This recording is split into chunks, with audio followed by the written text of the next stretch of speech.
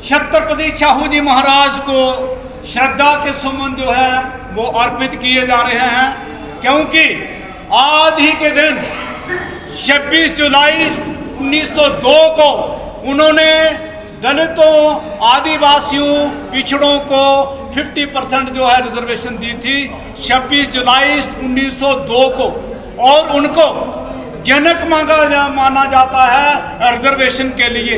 उन्होंने आगाज किया इस देश के अंदर 26 जुलाई 1902 को। आज हम उनको श्रद्धा के, क्योंकि उन्होंने देखा कि इनकी SC ST OBC की जो बिल्कुल उनकी रिप्रेजेंटेशन थी ही नहीं, उसे रिप्रेजेंटेशन को सुनिश्चित करने के लिए उन्होंने 50% जो है रिजर्वेशन है SC ST OBC दलित मिnority सभी के लिए उन्होंने दी। आज हम श्रद्धा के सुमन अर्पित कर रहे हैं। वो इस देश के बहुत बड़े सामाजिक योद्धा हुए हैं।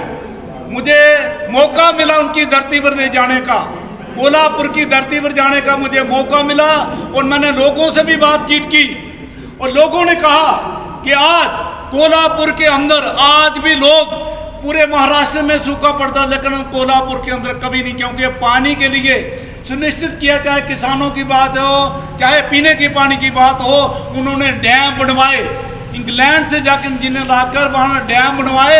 आज खुशहाल वहाँ का किसान भी।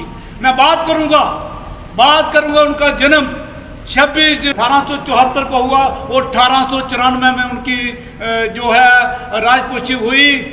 ताजपोशी हुई, और उन्होंने 28 साल 1922 तक उन्होंने राज किया, और अपने राज के अंदर उन्होंने पहचाना कि मेरी प्रजा को किस चीज़ की प्रॉब्लम है, और सबसे पहले उन्होंने जो प्राइमरी स्कूल उन्होंने अनिवार्य ही नहीं, कंपल्सरी नहीं, फ्री एजुकेशन और कंपल्सरी एजुकेशन की, ताकि लोग, हर किसी को पढ़ने का हक है, हर किसी के उन्होंने पढ़ने का, और खास करके अनटचेबिलिटी को दूर करने के लिए उन्होंने काम किया।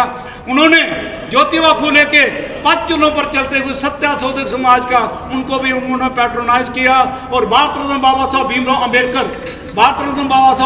अम्बेडकर को उन्होंने मसीहा बताया, दलित पिछड़ों का मसीहा उन्होंने बताया, और 2500 रुपये उन्होंने जब मूक नायक न्यूज़पेपर में बाबा साहब ने निकाला, और उनकी उसके बाद भी मदद करते रहे, और उन्होंने बाबा साहब को दलितों पिछड़ों का मसीहा उन्होंने कहा बाबा साहब को।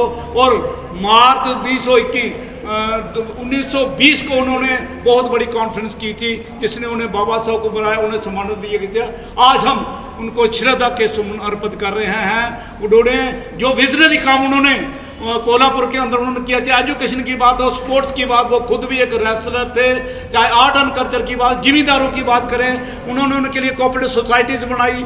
उन्हें सारे प्रबंध उन्हें जो एक प्रजा को चाहिए, वो एक ऐसे कुशल राजा इस देश के अंदर हुए हैं। आज हम उनको छत नमन करते। जय भीम, जय भारत।